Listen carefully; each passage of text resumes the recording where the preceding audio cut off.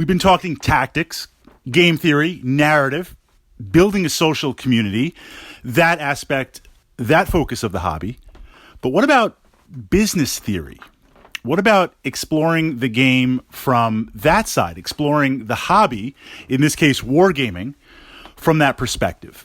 And what has me thinking about this, I've been thinking about some ideas for a while, some new endeavors that I've been working on.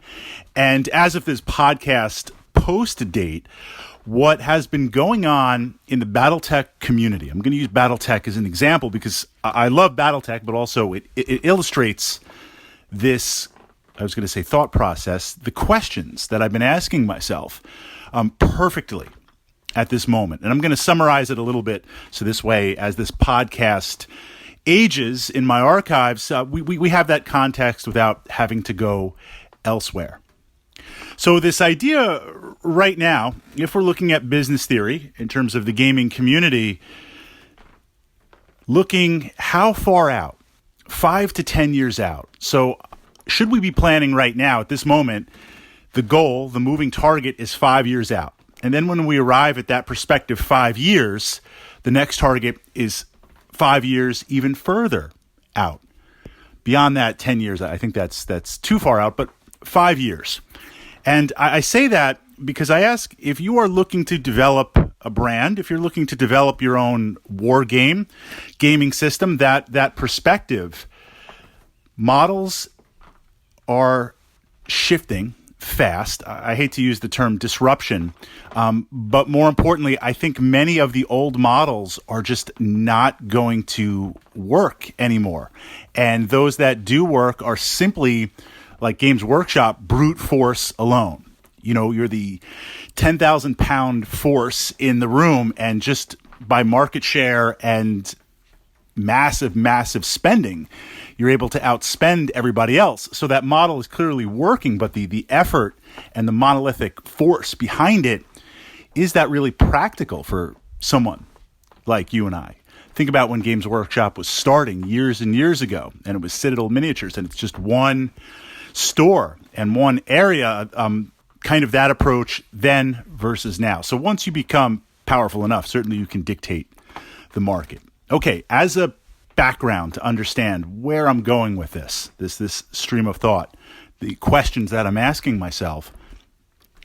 For a long time, Battletech, it's been out there. People play it. I don't want to say it's been a dead community, but it's been a slow community. The rule sets have not changed. So if we're talking pre-Battle Droids, we're talking like late 80s, Battletech comes on the scene.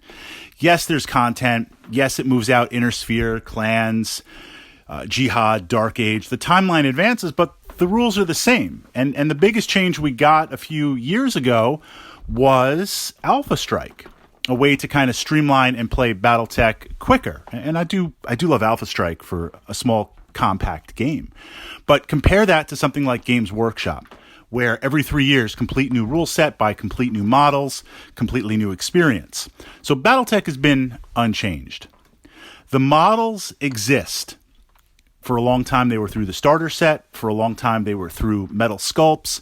Currently, Ironwind Metals has them. But here was your choice. You can get this Marauder, or this Warhammer, or no Marauder and no Warhammer. And certainly a lot of the mechs were a little bit outdated. The scale was not perfect. It was very much beer and pretzels with how they were produced. So the Battletech community is continuing along.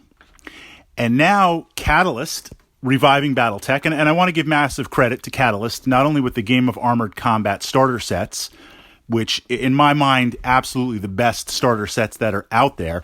It's not a teaser like X-Wing Miniatures. You jump into that starter set, you get hooked, and now next thing you know, you've got like dozens and dozens of ships, and you're just out of control. That can happen with Battletech, but you can also buy the Game of Armored Combat and exist on that for a long time until you're ready to play. It's not crippleware. So right away, something never really seen before, a true starter set that if Battletech was a secondary or non-primary war game for you and your gaming group, you could just play that and enjoy it. And now we have the Kickstarter. So Catalyst is rolling out soon all new models. The unseen are now re-seen. Sculpts for Inner Sphere, sculpts for the clans, sculpts for battle armor. I mean, truly just like a massive, massive explosion of miniatures. Before this happened, the 3D printing community, the fan community, the players that have been playing BattleTech through the 80s, through the 90s, 2000, the new millennium, now the old millennium, with absolutely zero support from Catalyst, from Topps, from whoever has owned it, post FASA. That community stepped in and 3D sculpts of the MechWarrior Online mechs, of models, of miniatures, of tanks. Fantastic. And a lot of people were jumping into this idea of 3D printing. Well, Catalyst smashes all that. Cease and desist, bring it all down. A lot of collateral damage, a lot of fallout with things connected to BattleTech, but not BattleTech. My sensor array or my 3D space robot scaled terrain that you can use with BattleTech. But, look, you could use it for Pacific Rim. You could use it for a lot of other things. Just this massive, massive cut of shutting down the community. So the question here, and we'll put aside yes or no, we'll put aside that debate for a moment. And I understand the need to defend the IP. I'm not even a lawyer. I should have that disclaimer. I'm not giving you medical advice, financial advice, legal advice, no advice. But even not being a professional, I understand that you have to do what you have to do, even if it wasn't approached in the correct way. But that said, what is the model? So that's the backstory. This leads into the model. Catalyst is operating on an old model. This model of selling miniatures. That model, if we're looking 5 years out, 3D printers, fantastic what they can do. In another 10 or 15 years, in my lifetime, are they going to be like replicators, where you can replicate physical things? And how far away are they from injecting protein gel and colors to replicate food? Is that really, really super, super crazy with how things work? But think about what a 3D printer can do now. And conservative, not even looking at Moore's Law, just look at 5 years, 10 years, 15, 20 years out. And here are these traditional companies, these wargaming companies selling their models. So is that viable? Now, let's back it up a little bit and look at the disruption that the internet has caused. This is why I'm thinking 5 years out, every 5 years, with where we're going. This idea that rules used to be the big thing. You'd walk into the hobby shop, pre-internet, pre-Amazon. There are a few of us still left and around. You walked into the shop or the bookstore and you bought the rules. So these companies, especially something like Dungeons and Dragons, you made the bulk of your money by rule books. And if you were a Games Workshop, you change that rule book and you change that codex every few years, and you go out and drop another $200 or $300 on rules. If you're D&D, you got the promise of, look, this is the edition of Dungeons and Dragons, the final. Well, we hear that with 3.0, 3.x, then you got 4, then you got 5. Soon we're going to have 6. That was the money maker. In BattleTech, it was, here are the rule books, here are the supplements, here are the novels. The physical media was the bulk of the money. Models, kind of secondary. Well, the internet over time, 10, 15, 20 years out of the internet, another disclaimer should flash. I don't condone piracy. I don't participate in piracy. I don't have any PDFs. I only have physical. Think about the rules. There's no money in books anymore. There's no money in that format, mass money. If a company's going to sell you the rules, at the very least, not only would it have to be amazing, top-notch, fantastic hardcover, or special super premium edition with gold foil, for your army, where it's more of a collector's item that you look on your shelf and you pull down. But selling a generic rule book for $25, $30 that we used to pay for, that's just not sustainable. Especially maybe if you're one person, a really, really small shop. But long term, that model's now done, based on print on demand, based on PDF, or based on digital. And Games Workshop being dragged into the future. Again, this massive corporation, this massive force. They're even going digital. You can still get your physical, There's still some players out there that do physical and will drop the, $60-$70 for physical, but a lot of it is digital, and it's very well done, and it's DLC, and it's very slick. But that traditional leg of money, wargaming money, historicals aside, historical wargamers are like, there was never any money in it. When you can buy an army for $25, when you can buy all the historical Romans or Napoleonics that you'll need for $100, it's done. Yes, I agree. But the perspective of money making, you chopped off media. So now what does that leave? Really, what does it leave for Catalyst? What does it leave for these other companies? It leaves the physical models. So with those physical models, it has to be something that's very focused, very unique, maybe like historical World War II, but sci-fi spin, or kind of the what-if World War II, or another game that I've enjoyed playing that's very, very focused, very, very unique, All Quiet on the Martian Front. But just to have generic, just to have whatever stuff, where's the money in that? You're forcing to sell models, but as more and more 3D printing comes online, the Catalyst models, the BattleTech models, it's already out. It's already out. Now, I don't have a 3D printer. About 10 or 15 gaming friends that I have, 3 or 4 of them have 3D printers.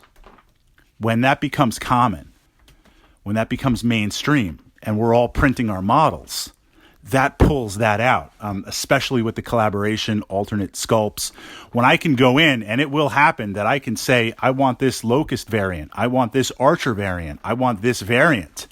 That's going to pull the model out. So if I'm a small company like Catalyst, if I'm a gaming company, and I'm not making money off the rules, I can't reliably make money off the models, I can cease and desist, I can ban hammer, I can IP bash everybody, and you're still going to have to do that.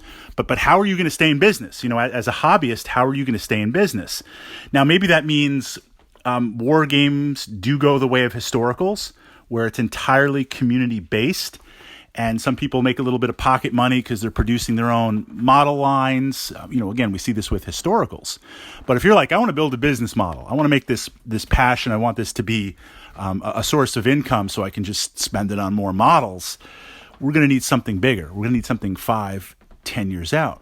So that has me thinking from the perspective of, I don't even think you could license out models or just sell files, because piracy, copyright protection, and pushing that out, not to mention just people, again, designing their own stuff, designing their own models, and how that spreads. So if you're not going to go premium, and even premium has a limited market, I mean, there are some people out there buying, $500 D&D dice sets, but is that really feasible in scale? This has me thinking now, embracing it, and the only way that I can see it, and I'd love to see your thoughts and your comments, is narrative content on a subscription type service. Embracing the fact that I can't stop you from printing your stuff. I can own the IP, and I can say I own this, but I can't really stop you from printing it or distributing it. The physicals, I can't stop and prevent you from PDFing it and sharing it and downloading it. But what if it was entirely transformed? And again, I'm just using BattleTech as an example, where the rules were free, the models were free. So right away, since I don't have to produce that, I don't have to store it, I don't have to worry about physical in any way. I go entirely digital, entirely in the cloud, doesn't exist at all physically. Then that cuts down on so much. It can be like, one person in their basement running this, or a small group. Could the hobby be sustainable? Could something like BattleTech be sustainable as a company where you are professionally good writers? I know we don't want to pay writers anything. We want it fabulous, free, tomorrow. What is that expression like?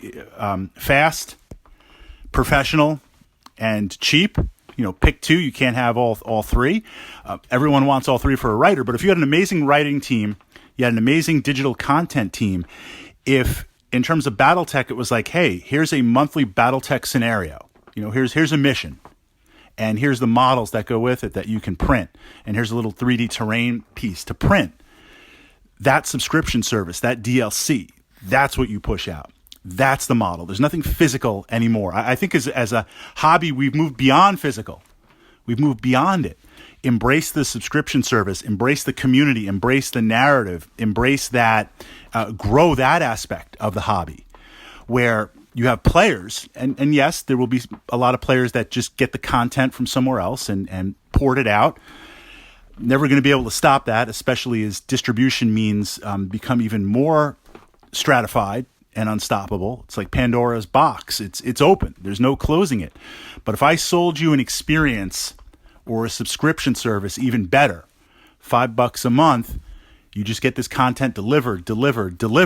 And as I make content, of course, when someone signs up, that starts their content stream. So if I start with 20 pieces of content, you join me on day one, I'm good for 20 days. After that, I make 20 more. Someone new joins, I've got 40 days worth of content.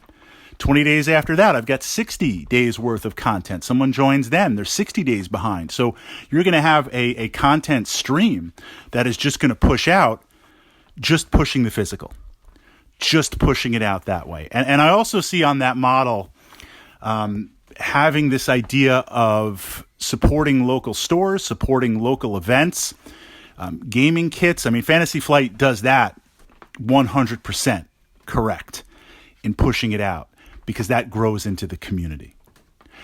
So what do you guys think from that perspective? I think the Battletech, what's interesting, the Battletech community has had to do this with 3D printing and self-support and hobby modeling because we didn't have the level of support. Is it too late to bring that online? Compare that with something like X-Wing miniatures, because I could say the same. And I love X-Wing miniatures.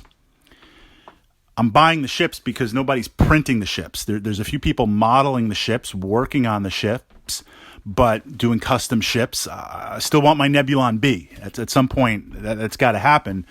But from that perspective, if 3D printing picked up, because the rules for X-Wing miniatures, they're out there.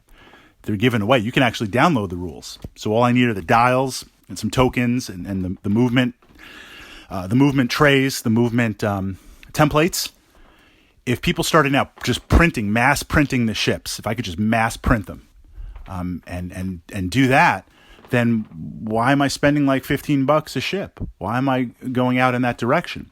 So I think the Battletech community, that's what I'm seeing, but I see this disruption in other communities, and I just don't know physical distribution and physical support.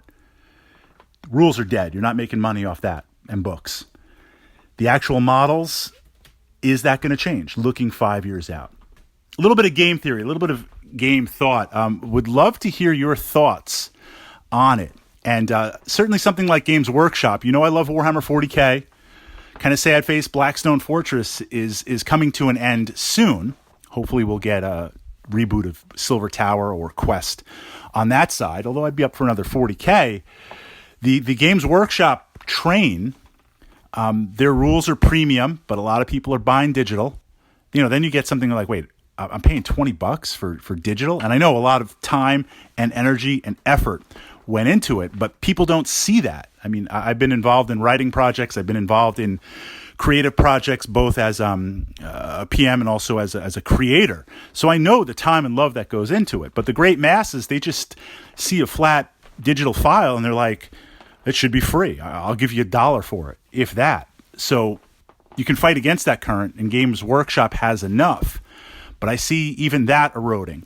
And Games Workshop, the model that they've taken, the models of the model they've taken, is to keep upping their game with the models. Look at the models from Blackstone Fortress. Look at the models of the new 9th edition 40K.